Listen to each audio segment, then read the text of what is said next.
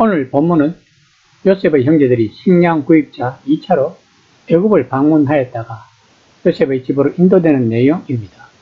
요셉은 식량 구입차 두 번째로 애굽을 방문한 형들 가운데 동생 베냐민이 있는 것을 보고 청지기에게 형제들을 자기 집으로 인도해 드리고 점심 식사를 준비하도록 지시합니다.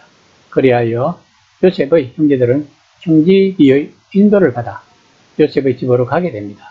그러자 영문을 알지 못한 요셉의 형제들은 앞전의 사건으로, 즉 자로에 돈이 되돌아왔던 사건으로 인해 자신들을 노예로 삼고 나귀를 빼앗길 것에 대해 두려워합니다. 이처럼 사람은 재책의 기억 속에 있으면 좋은 일도 나쁜 징조로 해석한다는 것입니다. 즉 요셉의 형제들은 자로의 은 때문에 자신들이 해를 당할까 두려워한 것입니다. 그러나 하나님은 그들을 요셉의 집, 곧 식탁의 평강으로 이끄신 것입니다. 오늘 본문은 두려움으로 닫힌 관계가 은혜의 식탁에서 풀려나는 전환을 보여주는 것입니다. 즉 요셉의 형들이 베냐민을 데리고 다시 애굽에 내려와 두려움에서 평강으로 나아가는 내용이 바로 오늘 본문의 요점인 것입니다. 형제들이 애물과 갑절을 돈을 준비하고 베냐민과 함께 다시 요셉 앞에 섭니다. 43장 16에서 17절입니다. 요셉은 베냐민이 그들과 함께 있음을 보고 자기의 청지기에게 이르되 이 사람들을 집으로 인도해 드리고 짐승을 잡고 준비하라. 이 사람들이 정오에 나와 함께 먹을 것이니라. 청지기가 요셉의 명대로 하여 그 사람들을 요셉의 집으로 인도합니다. 본문에서 보다에 해당하는 라아는 어떤 목적을 가지고 유심히 살피다라는 의미가 있다고 합니다. 당시 요셉이 29년 전 자신이 애굽으로 팔려올 때 갓난 아이였으나 이제는 20세를 넘어 어엿한 청년으로 변한 동생 베냐민을 큰 애정과 깊은 관심을 가지고 면밀히 살펴보았음을 본문은 말하고 있는 것입니다. 청지기는 주인의 집을 총괄하는 자, 즉 집안의 모든 재물, 가축, 노예는 물론 심지어 자녀 양육에 이르기까지 전반적인 것을 맡아 관리하는 사람입니다. 특히 이 청지기는 지난번 요셉의 형들이 애굽을 방문했을 때 그들의 곡식 자루에 돈을 덜어넣었던 장본인이기도 하다고 19절에서 23절까지 말하고 있습니다.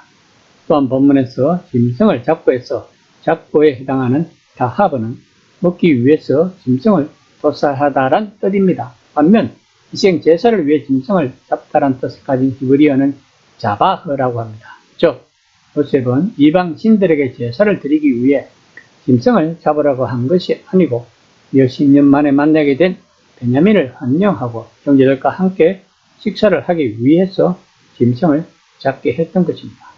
그러므로 청지기 또한 요셉의 마음을 잘 알고 요셉의 형제들을 잘 대우했을 것입니다. 18절에서 25절까지는 형제들이 두려워하며 요셉의 귀가를 기다리는 내용입니다. 형제들이 집으로 인도되자 전날에 돈 때문에 끌려가는 줄 알고 두려워합니다.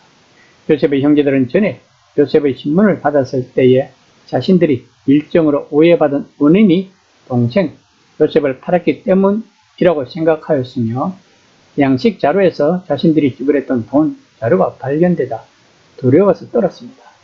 이런 이유로 요셉의 형제들은 요셉이 그들을 대접하기 위해 자신의 집으로 인도하고 있음에도 불구하고 상황을 스스로 비약하여 자신들이 잡히고 자신들이 노예가 되고 자신들이 모든 소유물을 빼앗길 것이라고 오해하며 넘겨짚어 생각하고 있다고 본문은 말하고 있는 것입니다. 이는 신학적인 관점에서 볼 때 타락 이후 인간이 갖는 양심의 고발 상태, 즉 재책의 기능을 보여주고 있는 것입니다. 이처럼 재책은 사실을 가장 왜곡하여 은혜의 손길마저 오해하게 만드는 것입니다. 우리는 죄와 재책을 구분해야 합니다. 죄는 하나님이 거룩하신 뜻과 질서를 벗어나는 모든 상태와 행위를 말합니다. 단지 도덕적 가오를 넘어서 하나님과의 관계가 어긋난 존재론적 상태를 말하는 것입니다. 반면 재책은 죄가 객관적으로 낳은 책임과 빚적 부채의 상태입니다. 하나님 앞에서 법정적, 언약적 책임을 지게 되는 것을 말합니다. 그러므로 우리가 그리스도로 인하여 구원받았다는 것은 그리스도의 대속으로 객관적 죄책이 사함받고 의롭다하심을 받은 것입니다. 이것이 신학적인 용어로 법정적 칭의라고 합니다. 한편 요셉의 형제들은 그들이 죄 때문에 끌려가고 있다고 생각했으므로 일단 애굽 총리의 집 안으로 들어가지 않고 집 문 근처에서 요셉의 청지기에게 죄가 없음을 변명합니다. 요셉의 형제들은 그들의 절박함을 표현하기 위해 내 주여라고 요셉의 청지기를 부르고 있습니다. 요셉의 형제들은 인도하고 있는 사람이 요셉의 수하에 있는 청지기에 불과했지만 요셉의 형제들의 입장에서 보면 엄청난 권세를 가지고 있는 사람이었을 것입니다. 더욱이 그들은 곡식 산돈을 지불하지 않고 다시 가져갔다는 오해를 받을 수 있는 입장이었으므로 스스로를 종처로 낮추어 요셉의 청지기를 주라고 부르고 있는 것입니다. 그러면서 형제들은 청지기에게 전날 자루에 그대로 남아있던 돈에 대한 결백을 주장합니다. 이에 청지기는 형제들을 안심시키고 시몬도 데려옵니다. 한편 요셉의 청지기가 본문에서 너희 하나님, 너희 아버지의 하나님이 재물을 너희 자루에 넣어 너희에게 준 것이라고 말한 것으로 보아 단순히 요셉의 형제들을 안심시키기 위해 한 말이 아님을 알 수 있습니다. 청지기는 그들이 아직 자신의 주인 요셉을 통해 하나님께서 섭리하시고 계신다는 사실을 깨닫지 못하고 있는 요셉의 형제들에게 하나님이 주시는 평안을 통하여 마음을 안정을 누리고 두려워 말라고 말하고 있는 것입니다. 그러면서 너희들의 돈을 내가 받은 것으로 했다는 뉘앙스로 말합니다. 시몬을 풀어주고 형제들을 만나게 한 것은 시몬이 잘 있음을 확인시켜 요셉의 형제들을 안심시키려 했을 것입니다. 이에 형제들은 발을 씻고 가나안에서 준비해온 애물들을 애굽 총리가 그들을 만나러 올 때 잘 볼 수 있도록 배회를 하고 기다렸습니다. 이들이 이러한 모습은 청지기를 통한 요셉의 정중한 대접과 함께 형제 시몬과의 급증인 상봉 그리고 애굽 총리와의 오찬, 애고 등에도 불구하고 요셉의 형제들이 두려워하고 불안한 심리 상태를 본문은 표현하고 있는 것입니다. 요셉의 형제들은 요셉의 집으로 인도되고 발을 씻기고 짐승을 먹이고 시몬이 훈련하는 등 한 대를 갔습니다. 이는 고대 근동의 합평과 언약 갱신의 표기인 것입니다.